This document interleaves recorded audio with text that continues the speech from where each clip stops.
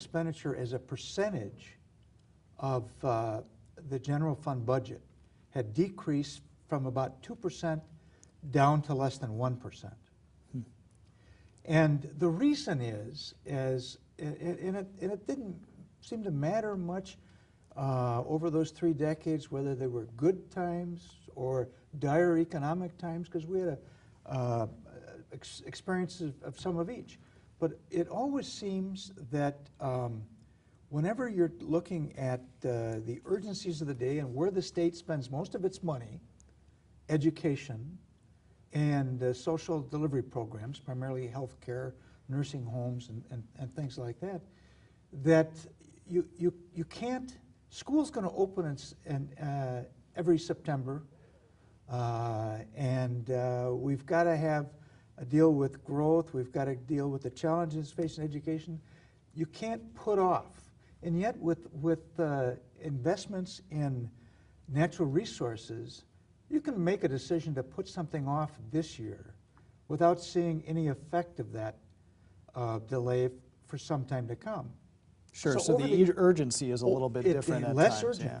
So over time, though, it was clear that we were making a smaller and smaller investment, and that was the argument used, and one that sold the legislature originally and then the public, that it was time to make a significant uptick in our investment in our natural resources. So this isn't perhaps so much a boon in conservation funding as it is making up for sort of lost time over the last couple of decades. And I would characterize it as both, because when you can get to the point where you're almost doubling the funding of environmental efforts because of that erosion over a long period of time, it becomes a boon. But the fact of the matter is, whether you're talking about the significant funds now going to habitat protection in general or water quality specifically, it's a significant and exciting opportunity, but it's one that we've got to be careful, and it's a 25-year commitment of that constitutional dedication.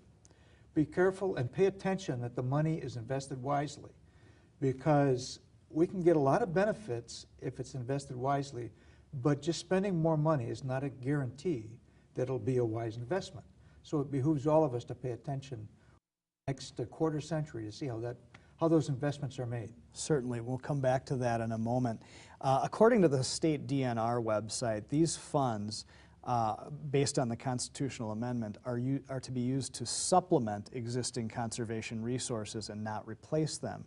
But you've been in the legislature. How does the legislature then go about, in a big deficit year like we had this cycle, and like is probably going to happen, is forecast to happen again in the next budget cycle, reconciling that against the fact that this dedicated funding is now there, so maybe it's easier to cut some of those previously existing funding sources for conservation? Well, and that's again, it's up to the legislature and its constituency, and you have this unparalleled language in our Constitution now that says these funds can only be used to supplement traditional sources of funding and not used as a substitute for them. So a number of organizations look at it a couple of different ways. One is, let's see what the percentage is of the general fund budget that's going for environmental protection, and make sure if there's any erosion there, it's not greater than that share going that the general fund's being cut. In other words, don't lose our place as a percentage of total expenditures, and to make sure that all of these specific new sources of fund are being used for those constitutionally dedicated purposes. So that will be important as well. Great.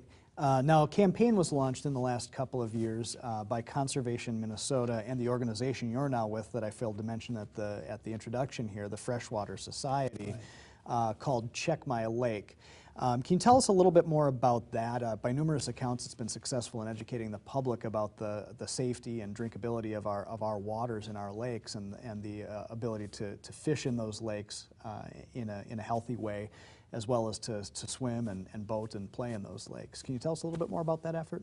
Yes, it's one that launched by Conservation Minnesota and joined in as a supporter by the Freshwater Society. If people just go to checkmylake.org, put in name of their specific lake in Minnesota. It will link them with that site that will tell them if the water in their lake has been tested, if so, what the findings are, because of the lakes and rivers and streams that have been tested in this state, 40% of them are found deficient of water quality standards.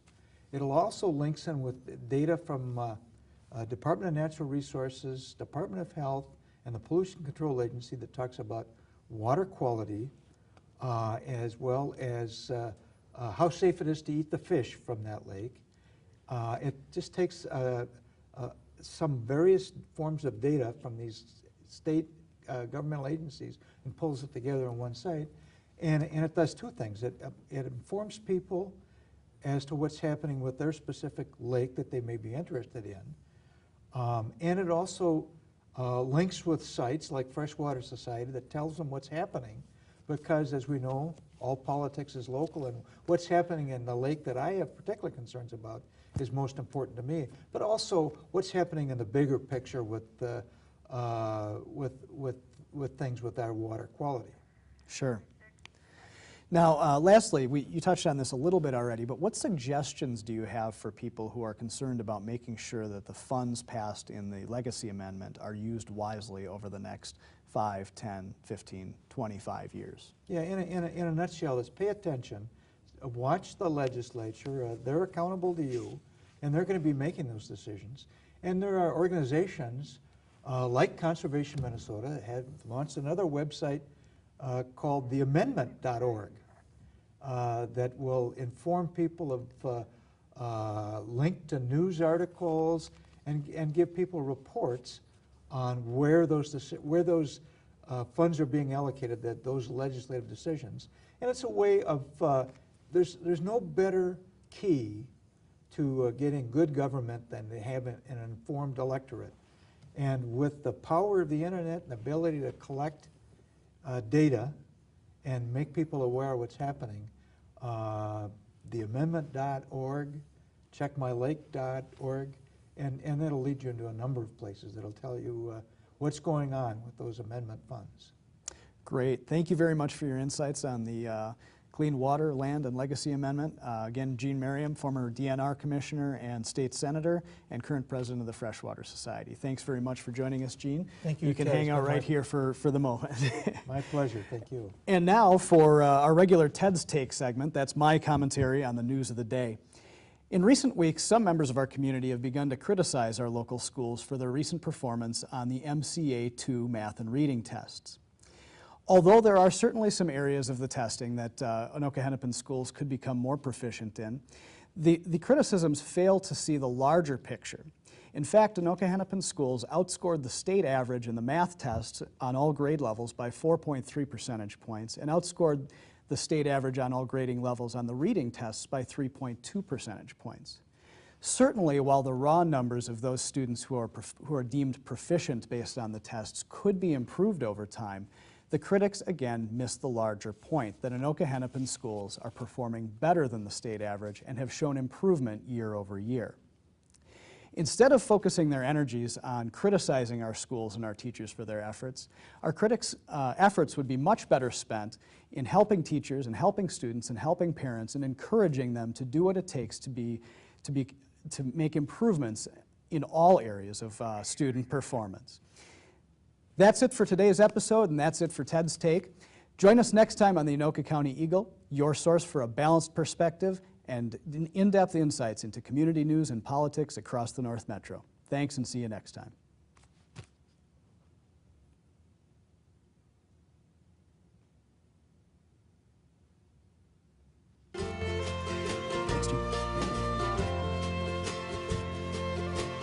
Oh, no.